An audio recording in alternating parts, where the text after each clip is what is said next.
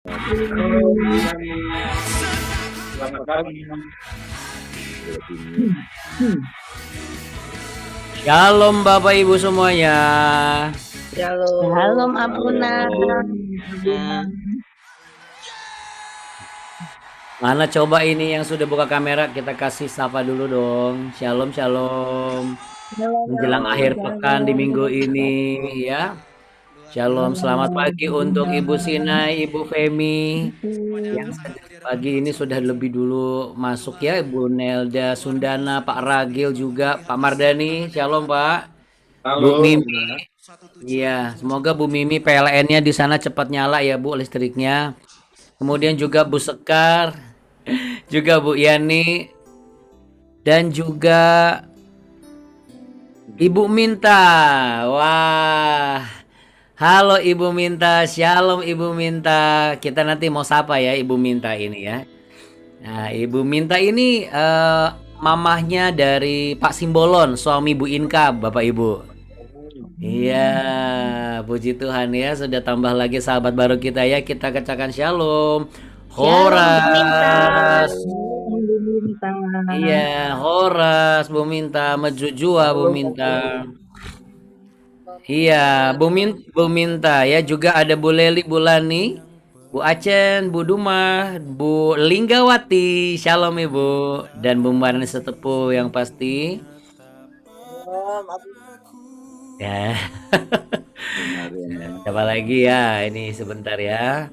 Udah ada Bu Lani, Bu Demes, Bu Rian, Bu Lingga, Bu Acan, Bu Nancy, dan juga Pak Jusman, Pak Musa Lembang, dan juga Bu Dora Gunawan. Tadi pagi juga sudah muncul. Pak Henry Gunawan, Abu Nikartika, Bu Sisilawati, juga Bu Eva ya. Wah, luar biasa ini. Oke, saya yakin mendekati waktu 4.20 akan mulai bermunculan sahabat-sahabat kita yang lain. Bu Yani sudah muncul. Oke, bagaimana Bapak Ibu sekalian? Saya yakin pasti ada kesaksian-kesaksian nih. Kalau memang ada yang mau menyaksikan bagaimana pertolongan Tuhan dalam kehidupan Bapak Ibu, disiapkan nanti bisa disampaikan hari Senin ya. Kenapa saya ngomongnya sekarang, Abuna?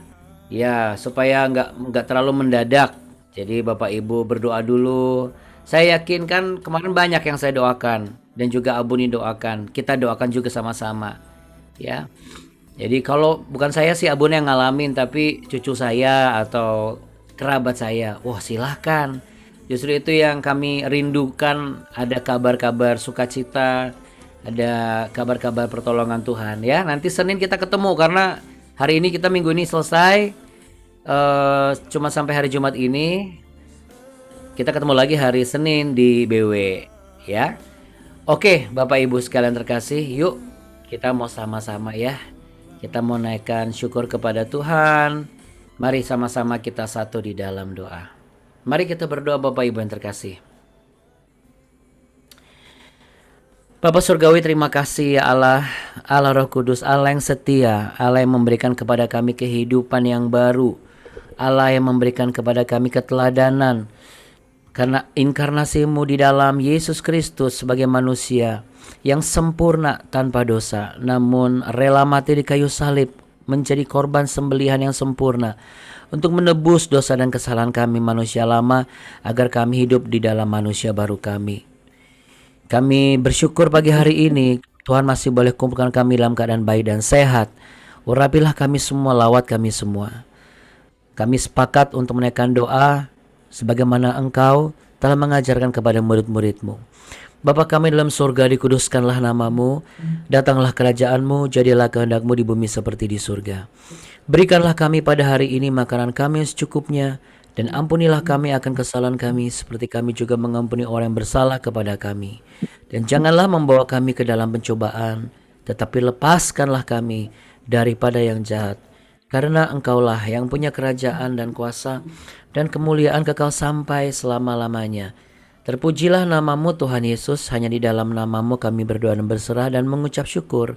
Haleluya. Amin. Amin. Puji Tuhan ya. Oke, Bapak Ibu sekalian. Ya, Sementara Bapak Ibu saya bantu untuk mute ya. Yang pasti Bapak Ibu, kalau Bapak Ibu ada yang ingin Bapak Ibu sampaikan sepanjang minggu ini atau minggu kemarin, atau bahkan mungkin ketika hal-hal yang kaitannya dengan BW, apa aja ya, disiapkan, dibawa dalam doa, Senin nanti disampaikan, oke? Senin kan kita ketemu, tapi kita mau sekarang dulu, kita mau nyanyi buat Tuhan ya. Kita mau nyanyi buat Tuhan sebagai korban syukur kita atas kebaikan Tuhan yang telah dinyatakan dalam kehidupan setiap kita ya. Selamat datang yang pastinya di BW. Before work, let's be worshipers so our life will be wonderful ya. Yang pasti semua ditambahkan untuk setiap kita mencari wajah Tuhan di pagi hari. Apapun itu keadaan kita dan bagaimanapun hal yang kita miliki, Tuhan tambahkan. Oke. Ini adalah pujian yang akan kita naikkan Bapak Ibu pada pagi hari ini. Dan seperti biasa bagi Anda yang baru saja bergabung, kenapa saya mute mikrofonnya supaya tidak ada bocor-bocor suara yang lain ya. Jadi nanti pada saat ditayangkan enak nontonnya ya, juga tidak ada bolong-bolong ya. Oke, siapkan diri saudara, kita mau naikkan pujian ini ya.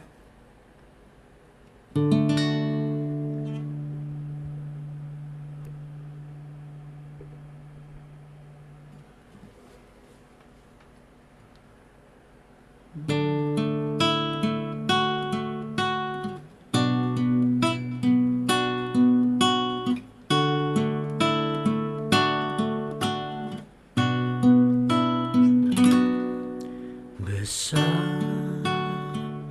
mulia kasih-Mu,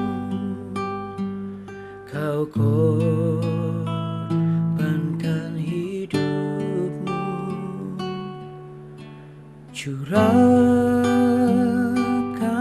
darah-Mu sebagai ganti dosaku. Kau berikan harapan di dalam kesesakan. Akulah perbuatan-Mu, Yesus Tuhan penebusku.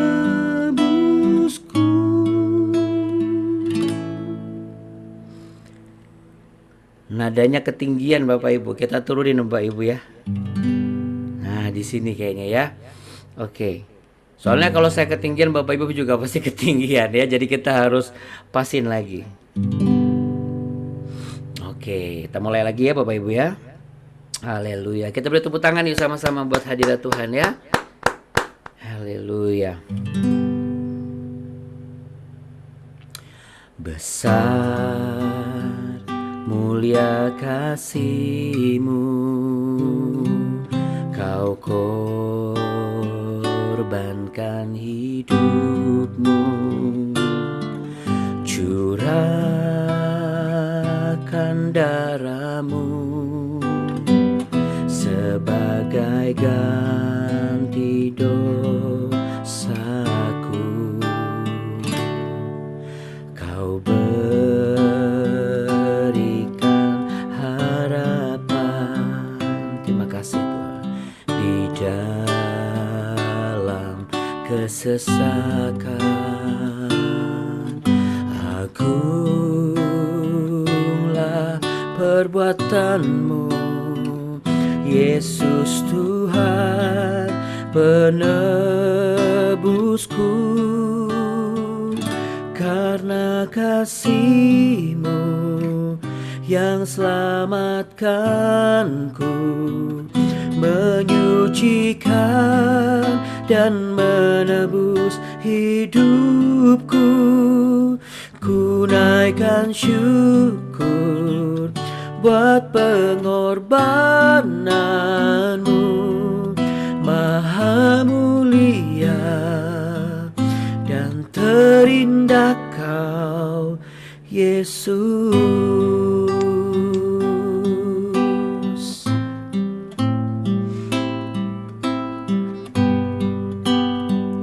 Kau terindah Tuhan, besar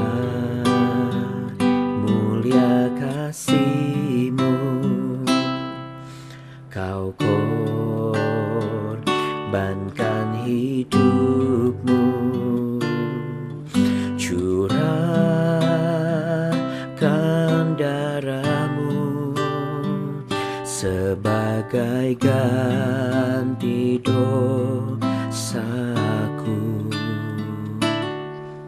Kau berikan harapan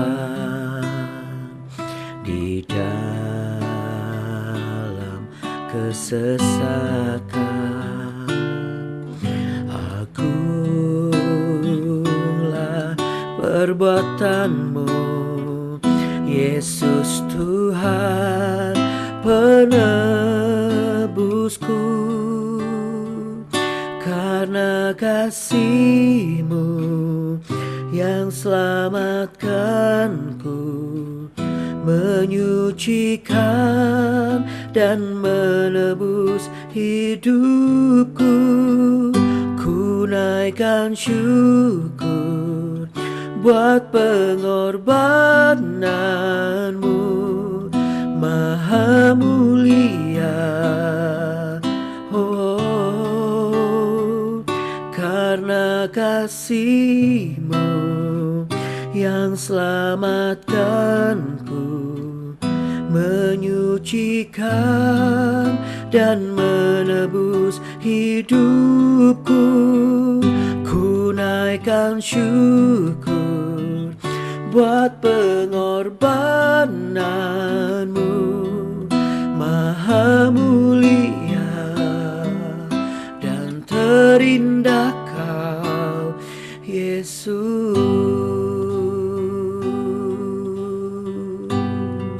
Boleh sambil angkat tangan sama-sama katakan haleluya, haleluya, haleluya,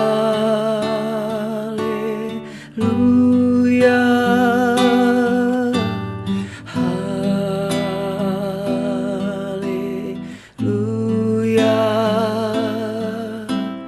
haleluya, haleluya,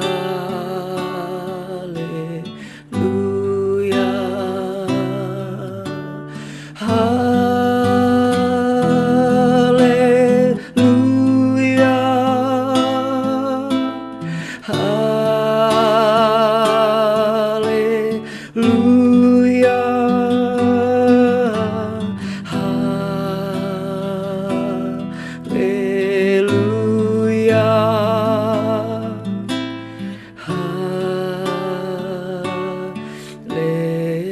haleluya.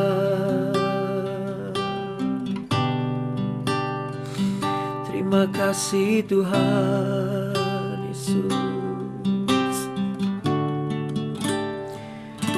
karena kasih-Mu yang selamatkanku, menyucikan dan menebus hidupku. Ku naikkan syukur buat pengorbananmu, Maha mulia. Oh, karena kasih-Mu yang selamatkanku, menyucikan dan menebus hidupku. Ku naikkan syukur buat pengorbananmu, Maha mulia dan terindah Kau, Yesus. Maha mulia dan terindah Kau, Yesus. Maha mulia dan terindah Kau, Yesus.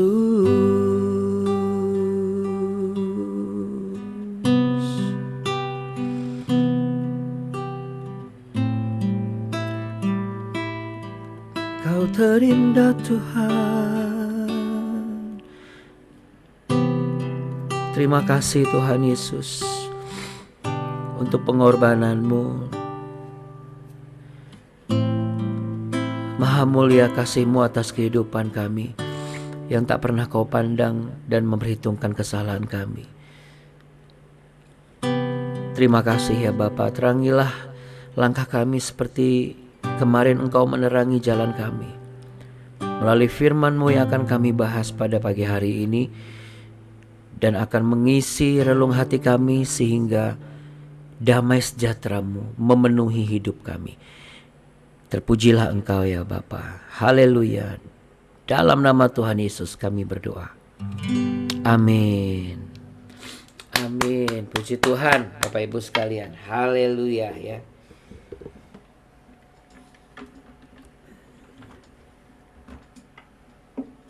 Oke Bapak Ibu sekalian.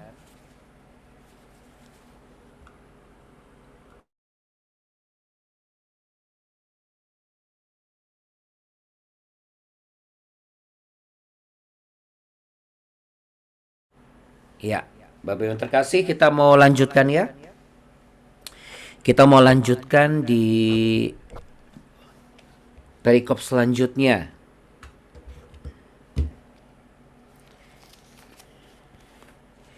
Di 2 Samuel pasal yang ke-21.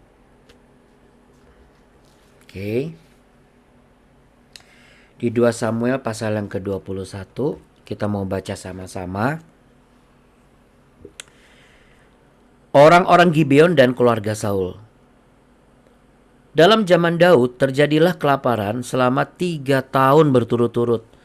Lalu Daud pergi menanyakan petunjuk Tuhan. Berfirmanlah Tuhan, pada Saul dan keluarganya melekat hutang darah karena ia telah membunuh orang-orang Gibeon. Lalu raja memanggil orang-orang Gibeon dan berkata kepada mereka, orang-orang Gibeon itu tidak termasuk orang Israel, tetapi termasuk sisa-sisa orang Amori. Dan walaupun orang Israel telah bersumpah kepada mereka, Saul berikhtiar membasmi mereka dalam kegiatannya untuk kepentingan orang Israel dan Yehuda. Daud berkata kepada orang-orang Gibeon itu, apakah yang dapat kuperbuat bagimu? Dan dengan apakah dapat kuadakan penebusan supaya kamu memberkati milik pusaka Tuhan? Lalu berkatalah orang-orang Gibeon itu kepadanya,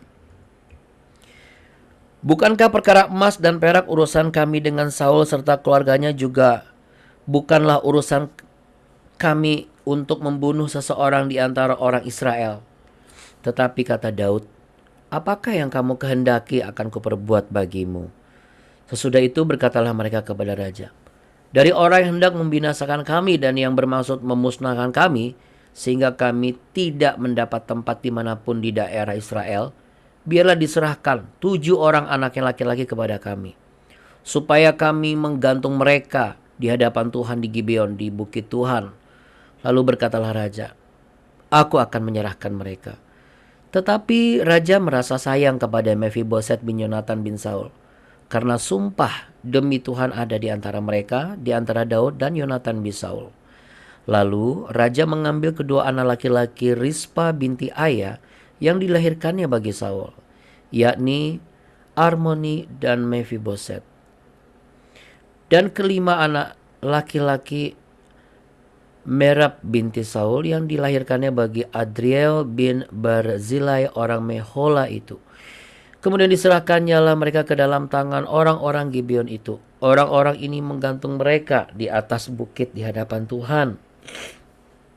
Ketujuh orang itu tewas bersama-sama. Mereka telah dihukum mati pada awal musim menuai, pada permulaan musim menuai jelai. Lalu Rispa binti Aya mengambil kain karung dan membentangkannya bagi dirinya di atas gunung batu dari permulaan musim menuai sampai tercurah air dari langit ke atas mayat mereka. Ia tidak membiarkan burung-burung di udara mendatangi mayat mereka pada siang hari ataupun binatang-binatang di hutan pada malam hari. Ketika diberitahukan kepada Daud apa yang diperbuat Rispa binti Aya gundik Saul itu, maka pergilah Daud mengambil tulang-tulang Saul dan tulang-tulang Yonatan anaknya dari warga-warga kota Yabesh Gilead yang telah mencuri tulang-tulang itu dari tanah lapang di Betsan, tempat orang Filistin menggantung mereka ketika orang Filistin memukul Saul kalah di Gilboa. Ia membawa dari sana tulang-tulang Saul dan tulang-tulang Yonatan anaknya. Dikumpulkanlah juga tulang-tulang orang-orang yang digantung tadi. Lalu dikuburkan bersama-sama tulang Saul dan Yonatan anaknya di tanah Benyamin di Zela di dalam kubur Kish ayahnya. Orang melakukan segala sesuatu yang diperintahkan raja. Maka sudah itu Allah mengabulkan doa untuk negeri itu. Ya, Bapak Ibu sekalian, kalau kita baca ini secara sekilas ya, seperti saya dulu, langsung apa ya maksudnya, kok serem banget, sadis banget sih ini, kok 7 orang langsung digantung gitu ya. Kita pasti langsung ke arah sana fokusnya, ya. Kenapa kita langsung ke arah sana? Karena kita punya eh, pemahaman secara umum ya, secara normal kita nggak boleh sembarangan menggantung orang, apalagi menghukum mati orang gitu ya. Tapi ini kalau kita bicara dari dua sisi ya. Sisi yang pertama adalah kalau kita bicara mengenai sisi teologis tradisi dari apa yang dilakukan di masa ini adalah memang hal yang lumrah dan wajar. Lumrah apanya, Abuna? Lumrah karena Saul itu dulu sebenarnya sudah disarankan jangan membasmi bangsa Gibeon. Tapi karena Saul itu berambisi, dia selalu menang, sehingga dia membunuh banyak suku yang sebenarnya tidak perlu dibunuh. Dan salah satunya adalah Gibeon. Ya, sehingga mereka tidak punya wilayah. Jadi ketika ada raja baru, ya, dan ketika raja baru itu membutuhkan pertolongan, dia harus memenuhi yang namanya hutang darah, Bapak Ibu. Jadi ini adalah sebuah tradisi hutang darah yang memang ada dari zaman dahulu kala. Kalau sisi yang lainnya yang saya bicarakan adalah apa yang bisa kita terapkan di dalam kehidupan kita sehari-hari dari peristiwa ini. Ya, tentu kita harus memproyeksikan apa yang ada di dalam Alkitab untuk kita gambarkan, kita selaraskan dengan kehidupan kita. Ini kan bicara mengenai penebusan ya Bapak Ibu. Artinya apa? Artinya di dalam kehidupan kita pun juga ada hal-hal seperti itu. Ya, jadi yang kita baca ini sebenarnya bukan hanya sekedar kisah zaman dulu tradisi, kisah tragis di zaman itu, tetapi ini bicara mengenai sebuah pesan moral yang terkandung di dalam pembacaan ini. Apa sih pesan moralnya? Nah, Bapak Ibu, hari ini Tuhan mengingatkan kita ya melalui Roh Kudusnya dua hal. Yang pertama adalah tanggung jawab. Katakan tanggung jawab. Ya, yang kedua adalah penebusan. Ya, tanggung jawab dan penebusan. Ini adalah tanggung jawab keluarga yang diemban oleh Raja Daud. Kenapa? Karena ada kelaparan yang melanda bangsanya waktu itu. Dan ketika dia tanya sama Tuhan, dan ternyata Tuhan membuka sebuah fakta, ini ada hutang darah yang harus diselesaikan. Ya. Nah, sekarang kalau tanggung jawab kita di masyarakat apa? Ya, kita sebagai orang percaya, orang Nasrani, jangan kita juga menutup diri karena kita tuh minoritas. Kita punya tanggung jawab juga di lingkungan RT RW kita gitu. Mulai dari bayar uang sampah, uang keamanan, terlibat di kegiatan yang bisa kita lakukan, ya. Bukan berarti kita harus sibuk juga, enggak. Lalu meninggalkan tanggung jawab kita di rumah. Kan semua dari rumah dulu, baru dikembangkan di lingkungan luar dan masyarakat. Ya, dalam hal ini kita harus menyadari kita tuh punya tanggung jawab. Kita juga punya tanggung jawab menjaga keamanan lingkungan, menjaga kebersihan lingkungan, ya. Pekarangan rumah kita coba dilihat. Jangan kita tidak pernah membersihkan pekarangan rumah kita tidak pernah juga memperhatikan area halaman tetangga kita. Kita pun juga harus bisa memiliki rasa empati. Jangan parkir di pagar rumah orang sembarangan. Jangan karena mentang-mentang kita mohon izin, misalnya area kita lebih besar, oh kita parkir sembarangan. Atau misalnya, oh ini tempat parkir saya dipakai di apartemen, jadi akhirnya saya pakai aja lah sembarangan. Tetap kita harus melakukan prosedur ya Bapak Ibu. Sekalipun orang-orang di luar sana tidak melakukan itu, kita jangan terlibat gitu. Ya, supaya apa? Supaya nilai kebenaran kita sebagai warga itu kelihatan. Akhirnya apa sih yang dilihat? Kan, ih Bapak itu beda loh. Atau ibu itu beda loh. Kalau saya jadi dia mungkin saya udah ambil lahan parkir lain misalnya gitu. Oh itu ibu itu iya. Dia rajin ke gereja. Ya mungkin tidak terlalu langsung oh orang Kristen seperti itu ya. Tapi lihat pada akhirnya apa? Karena kita punya dasar kasih, kita memiliki kasih yang tidak hanya memberi tapi juga mengerti posisi orang lain. Tapi kan kita selalu jadi korban, Abuna. Ya tapi memang konsep dari Allah untuk menunjukkan kasih sayangnya, ia mengorbankan anak yang tunggal. Supaya barang siapa yang percaya kepadanya tidak binasa. Jadi kalau memang ada pengorbanan-pengorbanan kecil yang kita lakukan setiap hari, ya kita nggak perlu risau menurut saya sih ya. Kita nggak perlu harus merasa kayaknya asing gitu. Masa pengorbanan lagi, pengorbanan lagi. Karena konsep Allah, dia mengorbankan dirinya menjadi manusia. Kita harus bisa, kalau kita bisa menerima konsep pengorbanan Allah yang menjadi inkarnasi jadi manusia dan berkorban di kayu salib, kenapa kita menolak pengorbanan kita dalam kehidupan kita sehari-hari, baik dalam kehidupan dalam bermasyarakat, mulai dari lingkungan di keluarga maupun lingkungan masyarakat di sekitar. Kita harus bisa menerima konsep itu dan kita harus bisa terapkan juga dalam kehidupan kita. Mengorbankan sesuatu untuk melakukan hal yang berguna, menurut saya itu hal yang memang harus dilalui dan dilakukan oleh setiap orang yang memiliki akhlak itikat baik dalam kehidupan ini. Ya, karena itu sebagai bentuk tanggung jawab kita Bapak Ibu. Nah, di sini Daud itu sebenarnya tidak menanggung tanggung jawab itu secara langsung karena yang menanggung itu sebenarnya adalah si raja keluarganya Saul. Tapi kan Saulnya sudah wafat. Jadi akhirnya Daud. Nah, mungkin Bapak Ibu mungkin ya barangkali mohon izin. Mungkin Bapak Ibu selama ini merasa begini. Ini nih utang nih bukan saya loh yang utang. Ini utang nih bapak saya, nih yang utang nih mama saya, nih yang utang nih adik saya, nih yang utang nih kakak saya. Kenapa saya yang repot jadinya? Ya, memang cukup menyesakan dan mengesalkan hati ya Bapak Ibu. Saya juga bisa merasakan kalau seandainya ada situasi seperti itu berulang terus gitu. Kalau sesekali sih nggak apa-apa gitu ya. Kalau berulang terus pasti kesel sih. Tapi kalau seandainya misalnya tidak ada harapan lain, tidak ada jalan lain, tidak ada yang sanggup, tidak ada pertolongan lain yang Tuhan tunjukkan selain diri kita nih yang ternyata pada saat itu yang hanya sanggup menebus hutang yang bukan kita lakukan gitu. Kita sudah usaha ke sana kemari. Kita sudah cari ke sana kemari, tanya sama Tuhan, kita doa.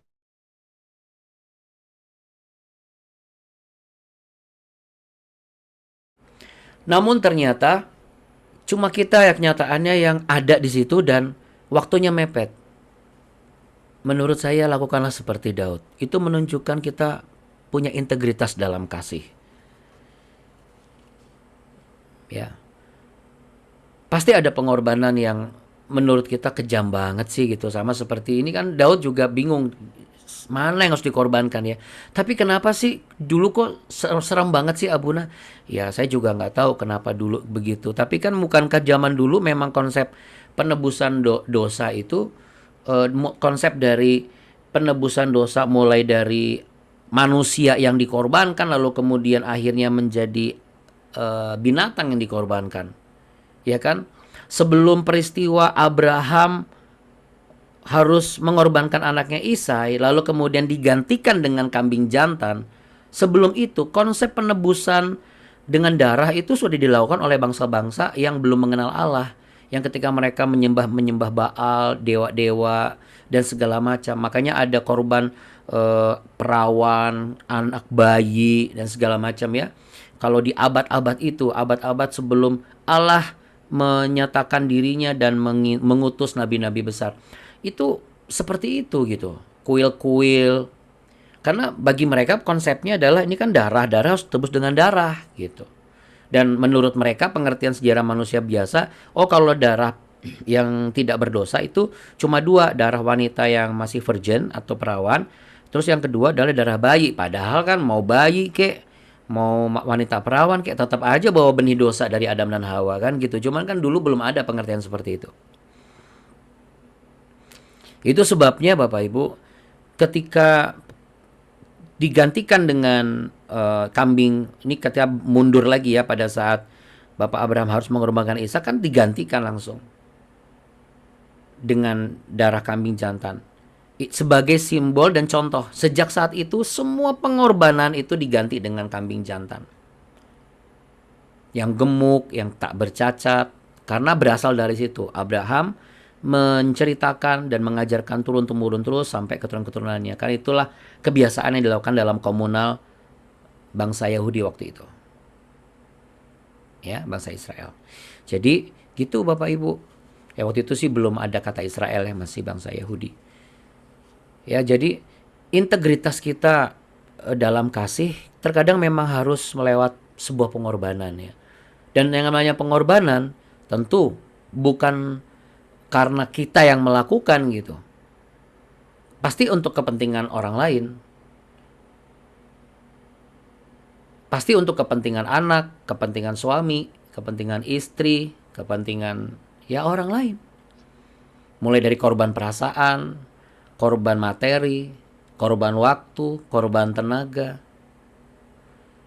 Kita bekerja aja, kita korban untuk apa? Ya untuk orang lain kan, karena kan orang lain yang punya perusahaannya. Cuman kita nggak terlalu berasa berkorban karena pada akhirnya ujung akhir bulan dapat gaji kan gitu. Menjadi seorang Kristen juga begitu Bapak Ibu. Untuk menilai sebuah integritas kasih itu memang harus lewat pengorbanan. Jadi kalau memang urusan rumah tangga ya, ataupun urusan kehidupan sosial kita mengharuskan, artinya memposisikan kita sebagai seseorang yang akhirnya ini bukan saya loh, tanggung jawab saya, tapi nggak ada lagi yang lain loh yang bisa nolong. Berarti Tuhan sedang pointed, saudara. Kamu yang harus melakukan itu, sama seperti Daud. Ya, jikalau memang di antara Bapak Ibu sedang mengalami hal seperti itu, coba deh tanya sama Tuhan dan buktikan di sekeliling. Kalau ketika tidak ada jalan keluar lain, berarti memang Anda yang harus membantu orang tua, Anda yang harus membiayai, Anda yang harus nemenin, Anda yang harus berjuang. Walaupun perjuangan yang Anda perjuangkan itu bukan untuk kepentingan Anda. Tetapi Bapak Ibu, bukankah itu juga dilakukan oleh Yesus Kristus sebagai teladan kita? Apa yang Yesus Kristus lakukan, perjuangkan, layani, kerjakan, itu bukan untuk kepentingan dia, tapi kepentingan manusia. Apa sih pentingnya, Abuna? Saudara, rata-rata orang yang belum terima Yesus itu berbuat baik supaya dapat selamat kan? Sedangkan Yesus Kristus adalah inkarnasi Allah dari roh jadi manusia, jadi daging, supaya saudara dan saya itu walaupun belum baik, diselamatkan dulu, dapat anugerah keselamatan dulu. Kan berarti untuk kepentingan kita sebenarnya. Karena sejak kejatuhan manusia, hubungan kita dengan Allah itu rusak. Makanya muncul ada agama A, B, C, D. Tujuannya apa sih? Memperbaiki hubungan manusia dengan Allah. Akan tetapi untuk kita sebagai orang-orang percaya, bukan karena usaha kita dalam memperbaiki hubungan kita dengan Allah. Ya, bukan usaha kita saja. Yang luar biasa adalah oleh karena inisiatif Allah sendiri, makanya ia mengaruniakan dirinya, menjadikan dan memperuntukkan dirinya sebagai manusia seperti anak yang tunggal, tak bercacat, tak bercela, seperti korban, seperti domba jantan yang tak bercacat, yang dikorbankan untuk mengganti saudara dan saya, hubungannya kembali pulih. Makanya orang yang sudah menerima Yesus, kali pertama dirasakan adalah apa? Damai sejahtera, ada suatu kuasa pemulihan. Di sini yang dilakukan oleh Daud itu adalah untuk memulihkan keadaan dari kelaparan. Ya, mungkin Anda tidak merasakan kelaparan secara perut, secara jasmani, tapi Anda sudah lama merasakan kelaparan kasih, Abuna. Kelaparan kehangatan kasih dalam keluarga, kelaparan pelukan, kelaparan akan kebenaran, kelaparan kasih dan kehangatan dalam keluarga. Terkadang kita harus makan hati terus, makan perasaan terus, dan makan Air mata saya terus dong Abuna. Ini kalau bisa nih air mata saya nih, ini saya bikin jalur langsung saya masukin lagi ke mulut jadi bisa keluar lagi. Karena gimana ya Abuna? Ya memang begitu. Nggak gimana-gimana. Karena itu juga yang dialami oleh Yesus Kristus. Dan juga semua pengikutnya. Kalau nggak mungkin ada sejarah orang-orang yang martir gitu. Mati demi mempertahankan iman. Ya kan dia berkorban demi mempertahankan sesuatu yang sebenarnya bukan cuma kepentingan dia. Tapi ketika dia mempertahankan iman, orang melihat bahwa wow, orang ini rela mengorbankan nyawanya demi mempertahankan iman dia. Berarti ini bukan sesuatu yang main-main. Jadi penebusan Kristus di kayu salib itu bukan cerita dongeng. Penebusan Kristus di kayu salib itu adalah sebuah penyelesaian hutang darah antara manusia dengan Allah. Pengorbanan Kristus di kayu salib yang kita peringati itu sebagai domba sebagai Paskah, ialah domba Paskah, pengorbanan menebus dosa manusia. Untuk mengganti praktik lama di mana domba dipersembahkan setelah sebelumnya, sebelum ada domba, manusia tuh main asal korbanin manusia yang lain. Lalu kenapa di sini dalam hal ini Daud tidak menggunakan domba tapi menggunakan keturunan Saul? Nah, ini saya belum mendapatkan jawabannya ya Bapak Ibu. Tapi menurut saya kita nggak usah terlalu pusing ke arah situ sih, karena itu tradisi ya. Itu hanya Dia dan Allah yang berdikari waktu itu yang bisa menjawab kapan itu ya. Nanti kalau kita sudah ketemu sama-sama di the kingdom of God, amin, kita boleh tanya tuh, Tuhan kenapa ya waktu itu? Nah, saya juga mau nanya ini juga. Tapi itu nggak esensial lah Bapak Ibu. Kenapa nggak esensial? Percuma lah kita ngebahas mengenai, oh berarti kita harus cari dong dari bahasa ininya. Apa artinya sih kalau kehidupan kita dalam kenyataan kita nggak bertanggung jawab di tengah-tengah masyarakat? Kita nggak bertanggung jawab sebagai ayah, sebagai imam. Kita nggak bertanggung jawab sebagai istri yang ngurusin suami. Kita nggak bertanggung jawab sebagai ayah yang ngurusin istri dan anak. Kita nggak bertanggung jawab sebagai atasan yang memperhatikan bawahannya. Kita nggak bertanggung jawab sebagai pelayan gereja. Kita nggak bertanggung jawab sebagai pemimpin gereja. Kita nggak bertanggung jawab sebagai mertua, sebagai menantu, sebagai anak, sebagai orang tua. Karena apa? Kita malas berkorban lagi. Kita protes ketika berkorban waktu, berkorban tenaga, dan lain sebagainya. Padahal ketika kita melakukan sesuatu hal yang lain, kita juga berkorban, tapi untuk kepentingan orang lain. Tapi kenapa itu tidak terasa? Karena kita merasa diuntungkan Bapak Ibu. Makanya rata-rata orang tua itu bisa marah sama anak-anak. Saya juga berkaca ke diri saya gitu. Kalau misalnya saya marah sama anak-anak gitu ya, saya kesal.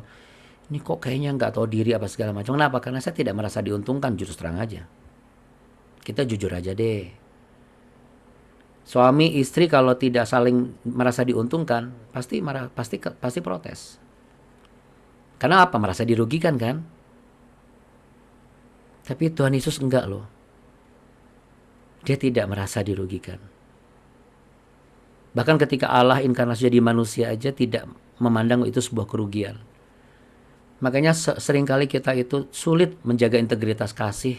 Karena apa? Karena ada perasaan untung dan rugi Bapak Ibu. Ya, jadi dalam hal ini kita tinggalkan tradisi dan terjadi dengan Raja Daud. Tapi mari kita metaforakan dan kita aplikasikan, kita kerjakan sesuai dengan keadaan kita sekarang. Dan kita sudah mengakui bahwa pengorbanan itu sudah ada dan Kristus adalah korban yang sempurna. Jadi ada sebuah pertanggungan jawab yang walaupun itu bukan kepentingan dia, tapi untuk kepentingan apa? Bangsa waktu itu Israel, biar nggak kelaparan. Dan memang kalau itu syaratnya. Saudara, kalau syaratnya itu dan harus dilakukan, berarti apa? Kalau saudara mungkin yang saat ini menyaksikan di YouTube ini, Anda baru mendengar dan Anda masih bertanya-tanya, berarti apa makna seseorang yang belum menerima Yesus? Ketika engkau menerima Yesus Kristus sebagai penebus dosa manusia dan juru selamat, karena memang hanya itulah satu-satunya cara supaya hutang darah dirimu sebagai manusia dengan Allah itu dihapuskan, hubunganmu diperdamaikan. Makanya setiap orang yang percaya menerima Yesus pasti damai sejahtera. Jadi kalau Anda rindu mengalami damai sejahtera, Anda harus tetap mengakui Kristus sebagai Tuhan dan Juru Selamat. Anda harus hidup dalam firman-firman-Nya. Anda harus benar-benar menghormati setiap rencana-rencananya, menghormati kekudusannya. Seperti Anda juga yang Anda rindu, saya lapar firman Tuhan. Kan kita berkorban, kan kita korban untuk kita bangun pagi. Ini pengorbanan, kita harus akui itu ya. Kita pengorbanan, badan capek tapi saya mau datang mempersiapkan diri ya. Ini namanya kita bicara mengenai sebuah etika. Lalu kemudian kita juga mengasihi dan melayani, bagaimana kita mengucapkan shalom selamat pagi kepada sesama sahabat di BW. Lalu juga kita juga membagikan, kalau hal ini baik buat saya, masa saya nggak bagikan buat yang lain. Nah, Bapak Ibu sekalian, kita dapat melakukan hal seperti ini. Dan kita bisa menjaga ini semua dalam integritas jikalau kita menyadari bahwa hidup kita itu ada dua hal. Ya, dalam hari ini kita diingatkan bahwa kita selalu ada tanggung jawab. Berarti tanggung jawab kita nggak cuma diri sendiri, tapi juga keluarga rumah tangga kita, juga orang tua kita, juga keluarga besar kita dan masyarakat kita. Dan kalau kita harus berkorban bukan karena demi kepentingan kita secara utuh, nggak usah protes dan nggak usah marah. Karena apa? Karena memang berarti Tuhan memang sedang tunjukkan jalan, kita yang harus menjadi pelaku firman pada hal itu. Ya. Dan yang ketiga yang pasti ini menyadarkan saudara dan saya. Setiap tindakan itu mengandung dua, upah dan konsekuensi. Karena Saul ini melakukan sesuatu di luar dari ketentuan Allah, makanya dia kena konsekuensi. Dan kasihan kan, konsekuensinya yang kena siapa? Anak-anaknya. Yang dapat upah siapa? Daud. Karena setelah konsekuensinya Saul itu dilakukan, tidak ada kelaparan Bapak Ibu. Artinya apa? Masalah selesai. Jadi saya akhiri begini Bapak Ibu. Ingat baik apa yang engkau lakukan sebagai orang tua, ya, sebagai ayah. Jangan macam-macam sama perempuan sembarangan. Nanti yang kena konsekuensi mungkin Anda nggak kena. Oh aman nih, Tuhan nggak menghukum saya. Jangan salah Bapak Ibu. Anak-anak kita yang kena nanti. Jangan pernah macam-macam sama laki-laki lain. Oh aman, saya nggak kenapa-napa kok, saya masih diberkati. Jangan salah. Nanti berlaku seperti yang dialami oleh Daud ini.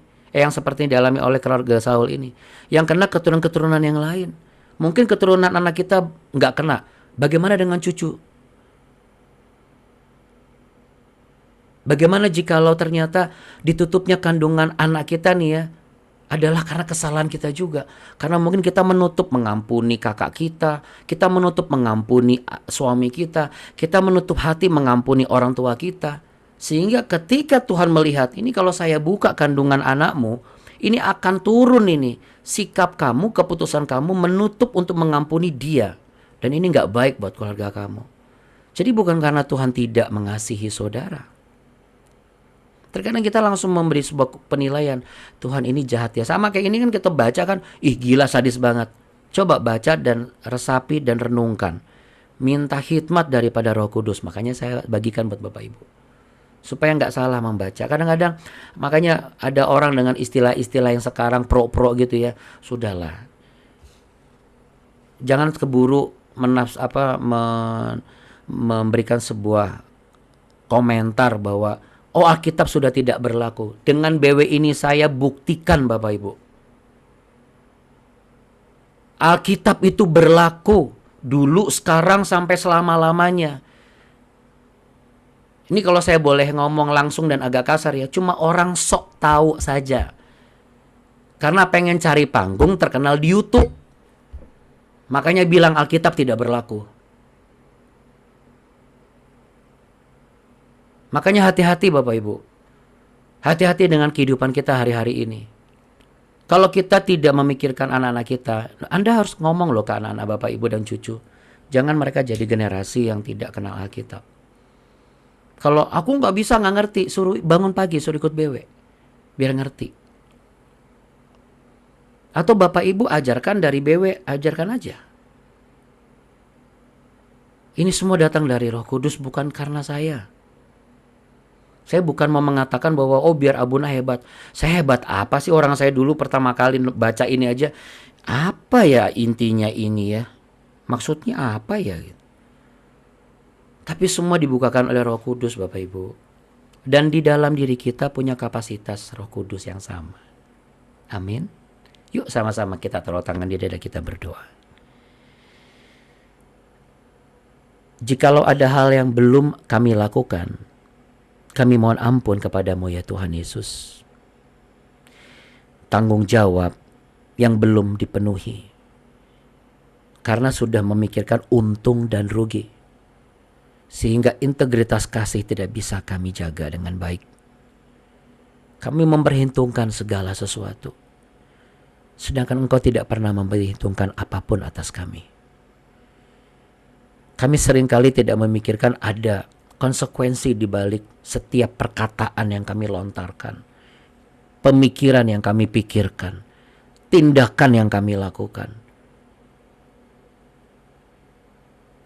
Kami selalu mengejar apa yang menjadi janji Tuhan, sibuk sebagai Kristen yang matre, Kristen yang menuntut terus, Kristen yang mudah menghakimi satu dengan yang lain, mudah diombang-ambingkan pengajaran yang ini, pengajaran yang itu, tidak mau menetapkan hati untuk belajar terus dan bertumbuh di satu hal yang memang membuat kami mengakui saya bertumbuh di sini. Yang hanya menganggap pertemuan ibadah hari Minggu cukup, sibuk pelayanan cukup, tetapi kami tidak pernah mengerti dan tidak pernah diterangi langkah hidup kami. Bahkan kami hidup sama seperti di lorong-lorong sempit yang gelap, yang terkadang membutuhkan pertolongan orang baru kami dapat berjalan kembali. Namun hari ini, biarlah kami semua sadar, para orang tua sadar, suami istri sadar, anak-anak sadar, menantu juga sadar, kami semua sadar. Kami tidak boleh lalai dengan tanggung jawab yang Tuhan berikan. Tidak boleh memperhitungkan untung dan rugi. Karena kalau sekarang kami tidak mendapat konsekuensi, jangan sampai ternyata anak kami harus menanggung konsekuensi. Ketika kami tinggalkan tanggung jawab pelayanan, mungkin kami merasa, gak apa-apa, tidak dihukum oleh Tuhan, tetap diberkati. Namun ternyata ada imbas dan konsekuensi yang dialami oleh anak-anak kami. Mereka yang jadi susah. Dan semua itu gara-gara kami sebagai orang tua yang memandang remeh tanggung jawab pelayanan, karena pelayanan gak menghasilkan uang.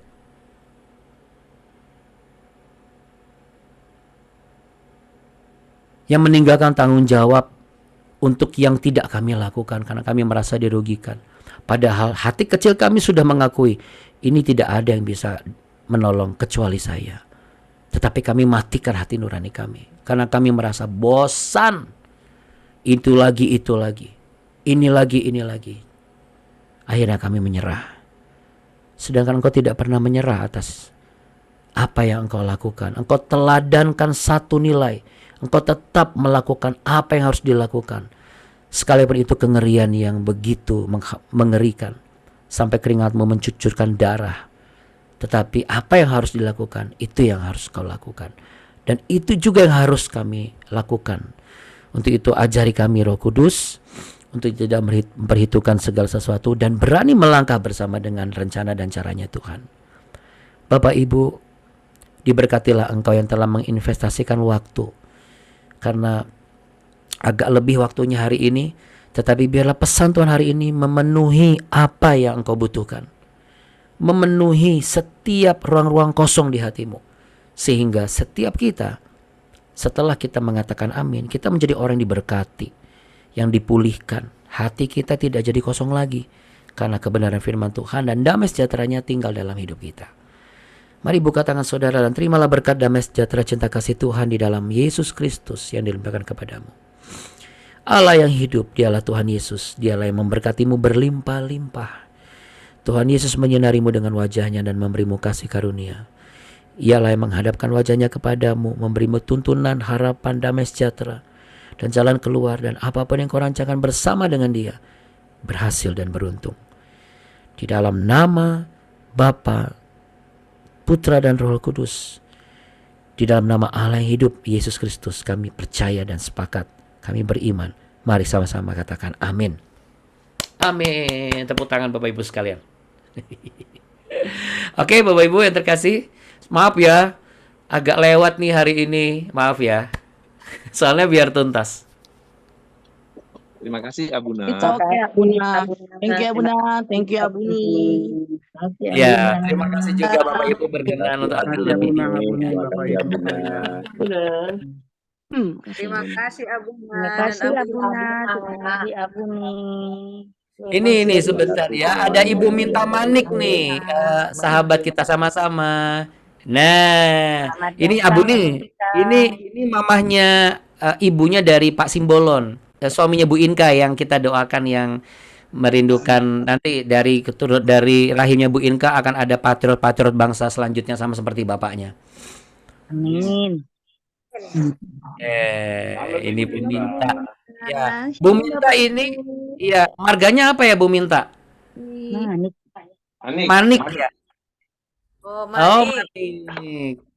Oh. Manik berarti sama siapa? Di sini ada saudara Manik gak? Saudaranya Borbon. Iya, Pak, tapi Saudara saya yang pasti karena kita semua bersaudara. Amin. Iya, apa? Manik itu singkatannya Mama Ninik ya. Iya, Bu Minta, salam ya dan tetap semangat selalu. Bu Juli, shalom Bu Juli. Shalom. Waduh, ya Bu Juli ini luar biasa ya. Jadi Bapak Ibu kalau mau Bapak Ibu sedang mencari apa kesempatan ataupun juga tabungan yang menjanjikan, cobalah ke BNI 46. Datanglah ke Manara BNI 46. Hubungi Bu Juli. Hai. Saya cari muka banget ya Bu. Ini biasa dilakukan sama Pak Zia sebenarnya. Kemarin saya telepon sama Pak Zia katanya sangat kangen banget sama Pak Ibu semua ya. Oke, juga Pak Jeffrey juga ya. Ya, kalau gitu kita salam dulu. Kita sampaikan salam yuk buat Pak Zia dan Pak Jeffrey. 1, 2, 3. Shalom Pak Zia dan Pak Jeffrey. Dan Pak Jeffrey. Ya. Biar semangat mereka.